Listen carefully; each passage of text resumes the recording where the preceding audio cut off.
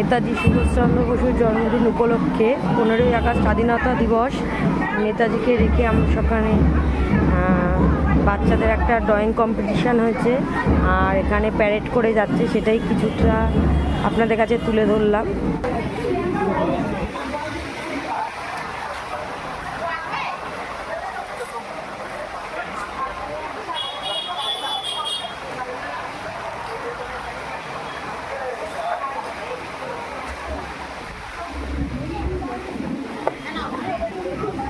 क्या पेट चलिएगा बाबू?